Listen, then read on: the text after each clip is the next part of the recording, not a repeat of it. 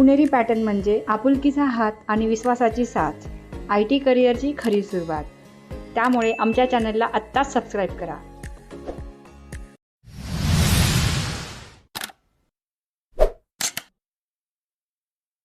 माझं नाव जया सुधाकर टाकळीकर आहे. मी राहणार लातूर आणि माझं एज्युकेशन BTechमध्ये कम्प्युटर इंजिनिअरिंगमध्ये झालेलं आहे आणि मी इथे डेटा ॲनालिस्टचा कोर्स जॉईन केलेला आणि आज माझं प्लेसमेंट झालेलं आहे. त्यासाठी पुणेरी पॅटर्नला थँक्यू आणि टीमला पण थँक्यू. नमस्कार विद्यार्थी मित्रांनो, माझं नाव सारिका भुतारे.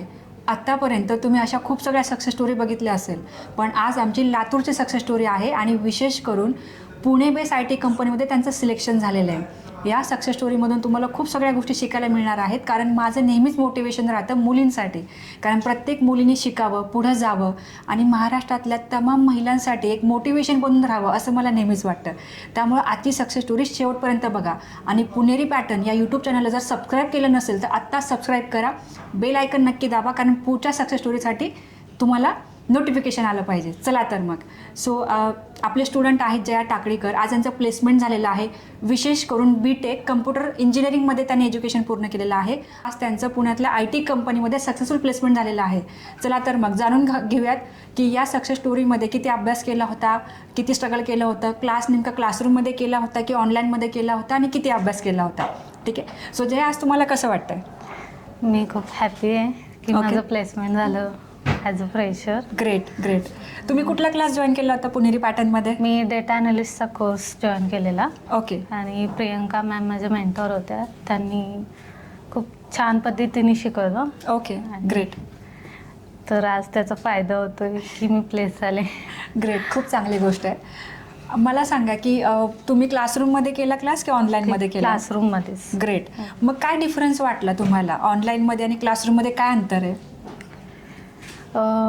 ऑनलाईन केलं तर कम्युनिकेट करता येत नाही मेंटॉरसोबत जर आपले काही डाऊट्स वगैरे असतील तर. आणि ऑफलाईनमध्ये केलं तर आपण मेंटॉरसोबत कम्युनिकेट करू शकतो की मला हा डाऊट आहे, मला हा एक्सप्लेन करा वगैरे. सो ती हेल्प झाली मला. Okay, good. खूप चांगली गोष्ट आहे. बरं, आता तुम्ही लातूरवरून पुण्यामध्ये आलात, इथे थांबून तुम्ही क्लास केला. तर पुणेरी पॅटर्नसारखे असे बरेचसे क्लासेस आहेत, मग पुणेरी पॅटर्नच का निवडला? मी पहिल्यांदा इंस्टाग्रामवरती पाहिलेले. त्यामध्ये मला असे खूप स्टुडंट असे प्लेस होताना पाहिलेले मी. मग नंतर मी डिसाईड केले की डेटा ॲनालिस्टचा कोर्स करावा पुणेरी पॅटर्नमधून. सो मी जॉईन केलं आहे. ग्रेट. आज तुम्ही या साईडला आहेत. आत्तापर्यंत तुम्ही हे पाहिलं आहे की मुलं प्लेस झालेत, आज तुम्ही प्लेसमेंट घेऊन चाललात. येस. कसं वाटतंय आज? I am happy. खूप चांगली गोष्ट आहे. आई वडील काय करतात? घरचे फॅमिली कुटुंब काय करतं तुमचं? माझी आई होम टिफिन सर्व्हिस चालवते. बरं. आणि पप्पा नाही आहेच. अच्छा, म्हणजे तुम्ही आई तुम्हाला सपोर्ट करते येस. एज्युकेशनला. खूप मोठी गोष्ट आहे. बघा विद्यार्थी मित्रांनो, आपल्याला आपल्या पॅरेंटचा खूप मोठा आधार असतो, पण ज्या ठिकाणी फक्त त्यांची मम्मी त्यांना सपोर्ट करते तरीही त्याने ते यश मिळवलं आहे. मला सांगा, आता पुणेरी पॅटर्नमध्ये टेक्निकल टीचिंग आहे, माझी सेशन्स असतात, इंटरव्ह्यू प्रिपरेशन आहे, प्लेसमेंट टीम आहे, सपोर्ट टीम, बरेच लोक मिळून काम करतात, ही सिस्टीम चालवतात. यातलं सगळ्यात बेस्ट टीम तुम्हाला कुठली वाटली? म्हणजे सगळ्यात बेस्ट काय वाटलं? टेक्निकल टीचिंग छान वाटलं का? प्लेसमेंट टीम चांगली वाटली का? सपोर्ट टीम चांगली वाटली का? तुमचे काउन्सिलर तुम्हाला चांगले वाटले? माय मेंटॉर ज्यांनी मला शिकवलं. ट्रेनर. ओके. आणि तुम्ही जे कम्युनिकेशनचं क्लास वगैरे घेतात ते आवडलं. Okay, great. आणि मला सांगा, आता तुमचा जो इंटरव्ह्यू झाला आहे IT कंपनीमध्ये, त्यामध्ये तुम्हाला कुठे हेल्प झाली? म्हणजे ही जी तयारी आपण करून घेतो याची तुम्हाला कुठे कुठे हेल्प झाली? मी प्लेस झाले आणि डेटा ॲनालिस्टचा कोर्स केला मी आणि मला रोल डेटा नोटेशनचा भेटतं. हे एक माझ्यासाठी अपॉर्च्युनिटी आहे की मी काहीतरी अजून नवीन शिकते. बरोबर, गुड. खूप मोठी गोष्ट आहे. चालेल. आता बघा ना, कसं असतं जया की बऱ्याच मुलांना इथं यायचं आहे, म्हणजे लातूरचे असतील किंवा बऱ्याच बाकीच्या भागातले विद्यार्थी असतील, त्यांची खूप इच्छा आहे पुणेरी पॅटर्नमध्ये यायची, बट काही कारणास्तव ते त्यांचे डिसिजन घेऊ शकत नाही किंवा फॅमिली त्यांना सपोर्ट करत नाही. अशा सगळ्या विद्यार्थ्यांना तुमचा आज काय संदेश असेल? Keep trying, hard work. ओके. आणि जोवर भेटत नाही तोवर संघर्ष करत राहा. बस इतकंच. ओके, चालेल. आणि मला सांगा, आता तुमच्यासोबतचे तुमचे जे काही फ्रेंड्स आहेत तर ते बऱ्यापैकी पटकन आधी प्लेस होऊन जातात, ठीक आहे, Yes. आपण मागे राहतो येस. आणि त्यानंतर आपण क्लासेस म्हणा किंवा बाकी काही ॲड ऑन गोष्टी करायचा प्रयत्न करतो. या सगळ्या दरम्यान एक मेंटल स्ट्रेस प्रत्येकाला वाटतो की माझं नाही झालेलं, त्याचं झालं. या कंडिशनमध्ये तुम्ही स्वतःला कसं सावरलं? मी स्वतःला मोटिवेट करत गेले. मी असे पॉडकास्ट पण पाहते की ज्यामध्ये मला मोटिवेशन वगैरे भेटत जाईल, तर त्यातून मी स्वतःला मेंटल स्ट्रेसमधून बाहेर काढलं आणि मी शिकत राहिले, रोज काहीतरी नवीन शिकत राहिले. ओके, आत्तापर्यंत तुम्ही किती इंटरव्ह्यू दिले? म्हणजे आपला हा जो लेटेस्ट इंटरव्ह्यू त्याच्याबद्दल नाही, त्याआधी तुम्ही किती इंटरव्ह्यू दिले? तुम्हाला कुठे कुठे प्रॉब्लेम यायचे? मी खूप सारे इंटरव्ह्यूज दिले, त्याच्यामध्ये मी टेक्निकलमधून बाहेर आले. टेक्निकलमध्ये रिजेक्शन झाले किंवा माझ्या गॅपमुळे माझी प्रोफाईल रिजेक्ट वगैरे व्हायची. बरं, तुमचा कसला गॅप होता? किती इयर्सचा? 23ची पासआउट आहे मी. आणि त्यानंतर मी टेस्टिंगचा कोर्स केलेला बरं. आणि त्यामध्ये मी इंटरव्ह्यू वगैरे पण दिलेली.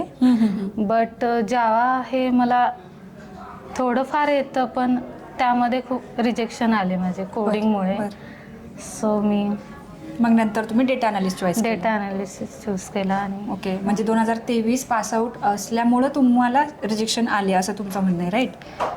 नाही, मग? तसं नाही. म्हणजे मी कोडिंगमध्ये अच्छा, कमी कोडिंग पडले. टेक्निकली तुमचं वीक पॉईंट असल्यामुळे तो प्रॉब्लेम आला. येस. ग्रेट. आता बघा, आपल्या प्रियंका मॅम तुम्हाला क्लासरूममध्ये 1 hour शिकवतात. घरी जाऊन किती वेळ प्रॅक्टिस केली त्या सेशनचे?